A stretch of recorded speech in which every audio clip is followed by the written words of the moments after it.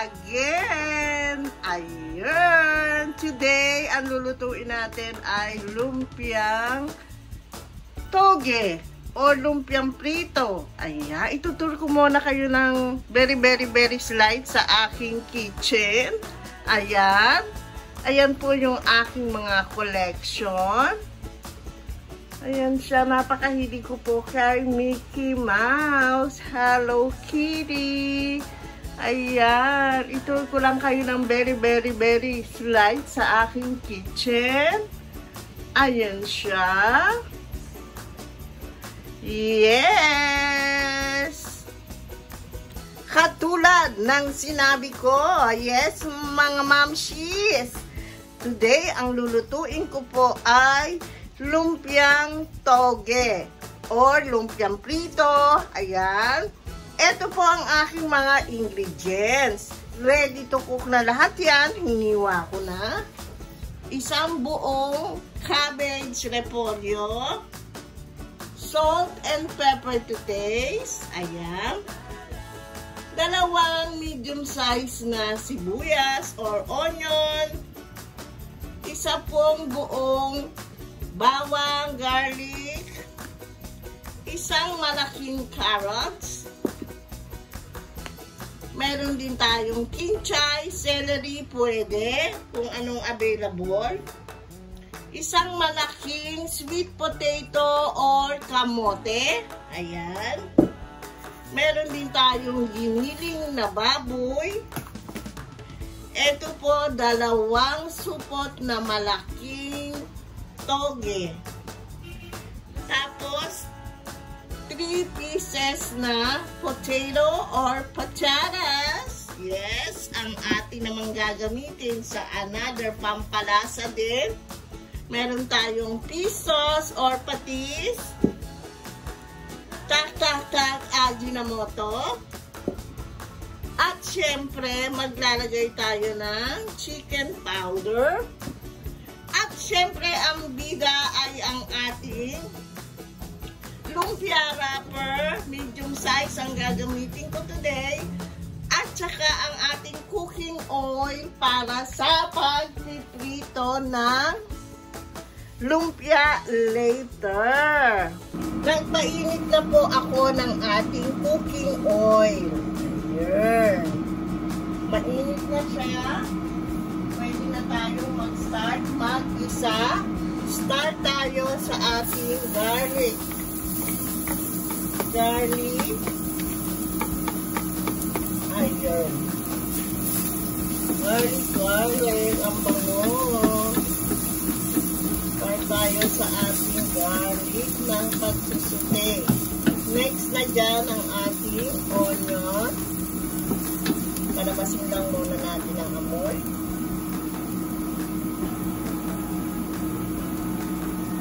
Next, ang onion.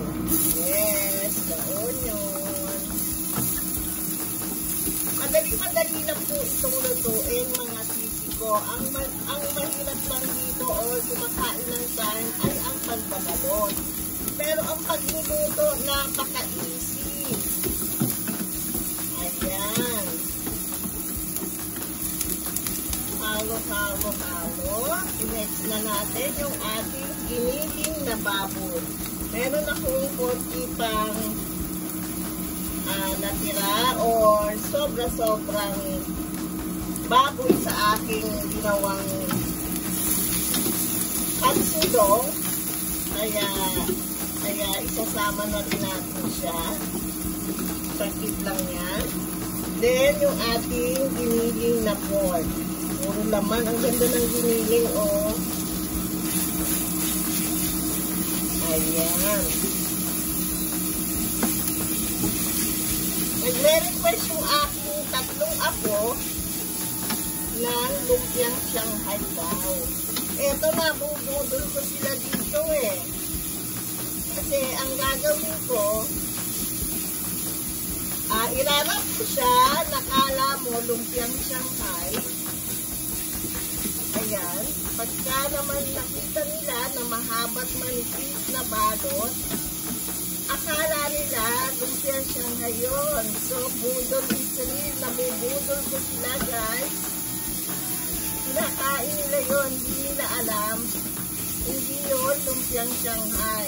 It's the pritong lumpia. At puro gulay ang laman sa loob. Kaya gusto kong nagluluto dito para nakakakain ng mga budget ko ng gulay. Ayan. Ito, ihiwain ko na lang siya ng mas maliit pa para maluto siya.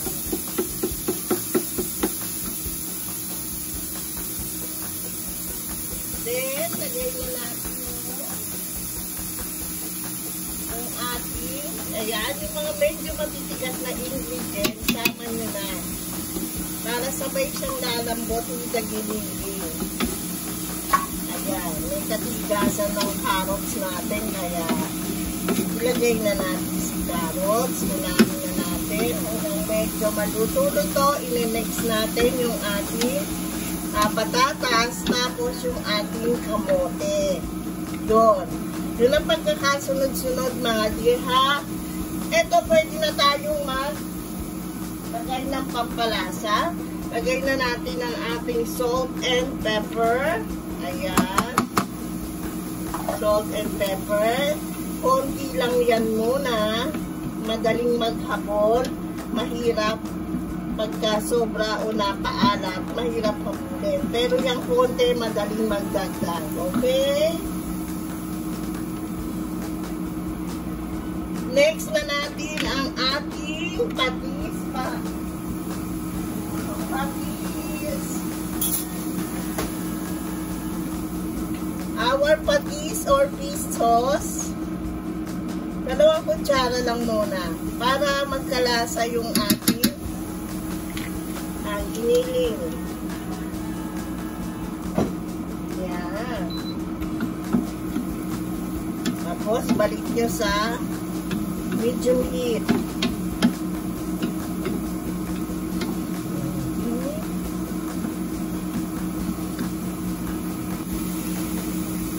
Ayan. I-mix na natin yung ating potato. Lahat po ng gulay ay aking hinugasan bago hiniwa o hinugasan after na hiwa. Okay, mga dear. Ito, lagay na natin yung ating potatoes for potato. Ayan.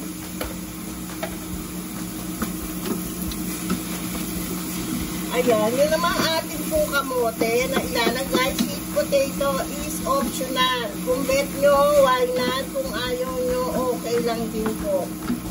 Masarap lang po kasi pagka mayroong kamote, hindi naman kailangan na talunin nyo yung lasa. Kung lang meron kayong nakakagat, bumabalanse, merong matamis na nakakagat. Ayan. Ayan na yung ating with patatas na po. Pwede ko na rin yung lagyan ng 1 teaspoon ng chicken powder. 1 teaspoon. Dadagdagan natin ulit ng another 1 teaspoon pag nailagay na po yung ibang gulay.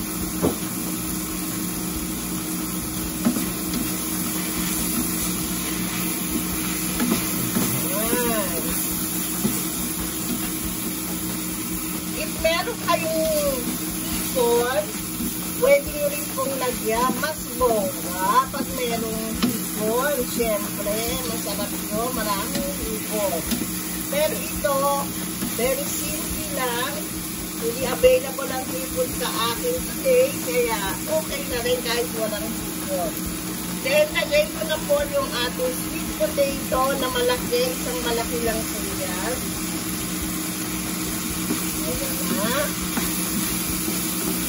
Ayan, isa po yan sa nagpapasarap ng aking lumpiang prito. Best seller ito pagka ako po ay mayroong mga bisita.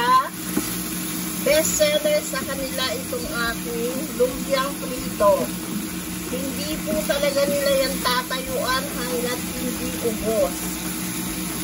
At pag ako po ay nag-invite, yan ang una nilang tanong. Mars, meron ka bang lumpiang prito? Kaya hindi po nawawala yan. At ang isa pa nilang gustong-gusto yung aking pork dip or yung aking sausawan. Gustong-gusto nila yung timpla ko ng sausawan. Hindi po kasi ang isang nagpapasarap sa lumpiang prito. Ayan. Pwede natin yung lagyan ng kaunting tubig. Kaunti lang ha, kasi tutubig yung ating toge. Makikita nyo yan later. Magtutubig yung ating toge at saka yung ating repolyo. But this time, medyo naninikit siya, kaya lagyan natin ng konting water. Konti lang. Enough lang para matanggal natin yung kanyang tutok dito sa ilalim. Ayan, ganyan lang po. Para hindi magtuloy-tuloy o masunog. Ayan. Looks good na, mga yummy, yummy. Yummy, Mamshi. Yes. Ayan. Konting luto pa ng kamote. Pagka ano na, i-low heat nyo lang muna. Ayan. Tapos wait until matender yung ating kamote, patatas. Ayan. Saglit na lang matatapos na. Sabi ko sa inyo, sandali lang tulutuin eh. Ayan, malambot na po lahat. Medyo malapot yan. Ang masarap dyan. Pag kinagat nyo, talagang tamang-tama lang ang lambot ng lahat ng sahog. Yes, next na natin yung ating kinchay. Ayan. Ayan, pwede rin celery. Kung anong available, go. Pag wala, pwede rin. Ganun lang naman yan. Pag wala, pwede. Pag meron, much better. Ayan, lagay na natin. Next na ang ating repolyo. Lahat yan guys, nahugasan na po ha. Nahugasan bago hiniwa or hinugasan after hiniwa. Ayan, kailangan lagi tayo dun sa malinis kasi syempre pamilya natin yung ating pakakainin, mga loved ones natin, diba? At katulad ng aking tip, mga mamshikels, if ever nagpapakulo pa kayo, nagpapalambot, still waiting, hugasan na natin yung ating mga pinagamitan. Yes, yes. Para mas sarap ang pakiramdam pagkatapos mong makaluto, pwede ka nang maupo. Hindi tumatambak yung mga pinaggamitan natin. Yes po. Yes po, yes po. Ayan siya. Hindi kailangang i-overcook yung ating toge at repolyo. Why? Kasi ipiprito yan, maluluto pa siya. Ayan. Na-share. This time, lagyan pa natin siya ng chicken powder. Yung isa pa nating teaspoon na chicken powder, ilagay na natin. Ayan. Kung meron naman kayong pork cubes, pwede din po.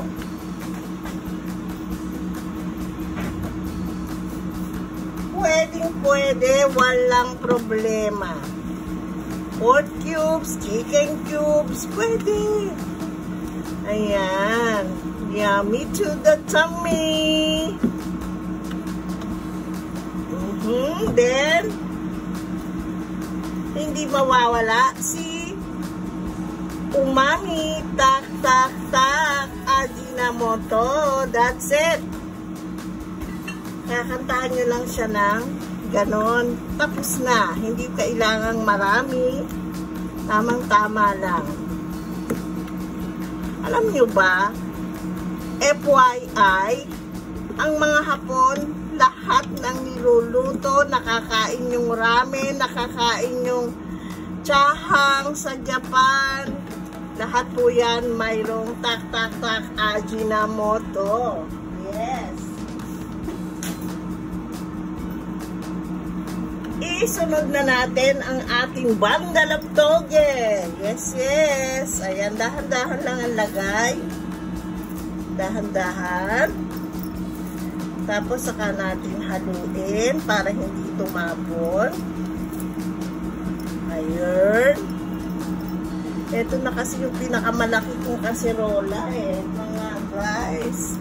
Kaya iinot-inotin natin ang lagay. Ayan, ibabaw nyo na yung para umilalim siya at maluto. Ayan, ganyan lang naman. Halo. Ganon lang ang pagluluto. Ayan siya. Yes, ganda ng kulay, ano? Ang saya lang pagka maraming kulay ang pagkain. Parang lalo siyang sumasarap tingnan. Ayan. Medyo bababa na yan. Medyo magsasubside yan. Ayan. Ayusin lang natin. Tapos dito naman sa kalahating portion natin ilalagay yung natitira pang toge. Ayan, ganyan. Para-paraan lamang. Oh, see what I mean? Ayan. After nyan, pwede nyo nang tikman. Dagdagan kung anong kulang. Kulang sa paminta, dagdag. Kulang sa alat, asin. Ganun lang ang pagluluto. Very simple. Mas simple, mas bongga. Ayan. Hahaluin ko lang yan. Then, another 5 more minutes. Okay na po yun. At ilalagay na natin sa strainer para yung remaining na liquid ay madrain. Para hindi mabutas ang ating wrapper. Kasi pag basang-basa po ito, watery siya, tingnan nyo, butas agad ang wrapper. So, kailangan pa natin niyang i-drain at i-cool down. Yes, that's the other secret, mga mamshi ko. Ayan. Sa simmer pa natin yan for 5 more minutes. Then, balikan natin. Wow!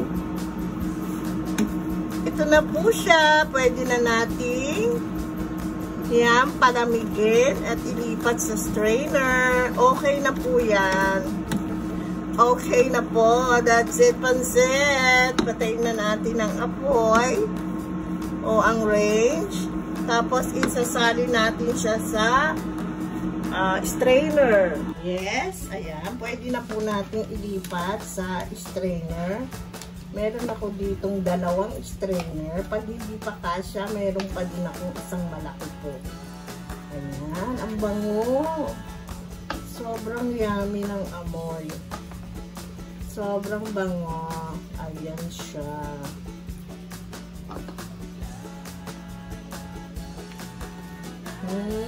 Then, gagawa ako ng masarap na sausawan for this. Ayan siya.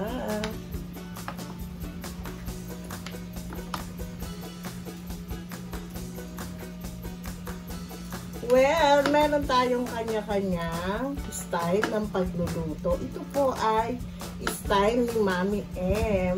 Kung inyong maibigan, ayan, gawin nyo din, mga mamsi ko dyan. Then, comment po kayo.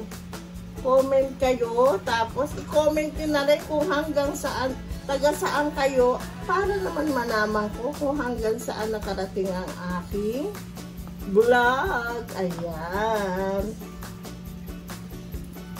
Siguro ang saya, no? Yung vlog mo napapanood sa Amerika ng mga TFC natin o yung mga migrant doon. Wow! Siguro happy ng feeling. Wala naman pong bayad mag-comment. Comment lang po tayo, mga dear. Ayan. Palalamigin natin nga pagka okay na, ready to wrap. Pakikita ko sa inyo kung paano yan balutin ng bongacious. Yes, next start na tayong maggawa ng ating sausawan. Naglagay na po ako dyan ng bawang at saka isang buong onion. Ngayon, pipigaan po natin ng 4 na kalamansi. Bakit may kalamansi? May suka na. Di po ba? Tatanungin niyo yun? Kasi nga po, iba yung asim ng kalamansi sa suka. Binabalansi niya yung asim ng acid at saka si kalamansi kasi natural po yung kanyang asim. Ayan, lagyan naman natin siya ngayon ng liquid seasoning. Mas marami, mas masarap na ubusan na ako. Ayan, toyo, ordinaryong toyo. Marami po itong aking gagawin kasi may pa-order ako. Gustong-gusto nila yung sausawan ko, kaya ang request nila, dagdagan ko daw. Kaya, ayan. Then, yung ating regular na suka with brand. Ayan, nakita nyo na yung brand. Lagay natin, ayan, isang guhit. Konti-konti lang kasi magmi-mix tayo ng ibang suka. Next naman yan, yung ating, meron tayo ditong sukang Ilocos. Lalagyan ko din. Konti lang din. Ito, suka rin to, yung nabibili po sa palengke, na nakagalon. Ayan. Halo-halo natin. Hindi ko yan nilagyan ng sili. Pero, kung gusto nyo maanghang, why not? Lagyan nyo po. May naglalagay ng siling berde, may naglalagay ng siling pula. Kasi may kakain po na bata, kaya hindi ko nilagyan ng sili. Pero, kung adult naman, yan, maglagay po kayo. Ayan. Asukal. Halo natin. Konti pa po.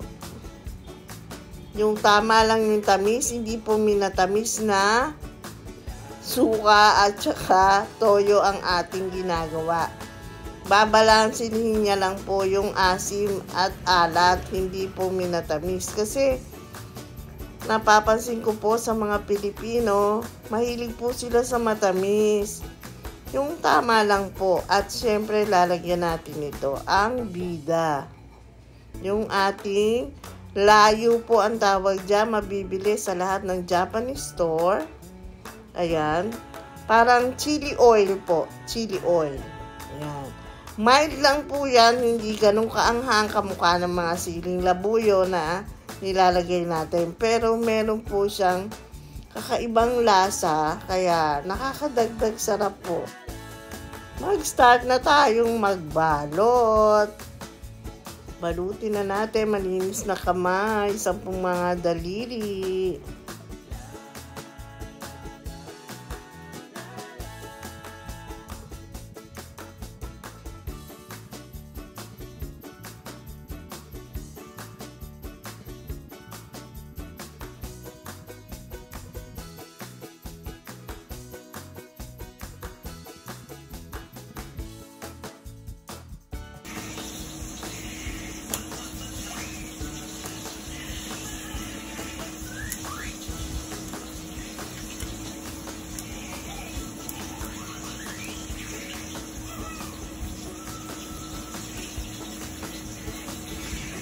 Ayan, ito naman ginagawa ko ay manipis para lumpiang Shanghai. Pangbudol yan sa mga apo ko. Akala nila lumpiang Shanghai, pero gulay po ang laman sa loob. Ayan na! Ang sarap! Let's do the eating, guys! And the sausawan is here. See you next vlog.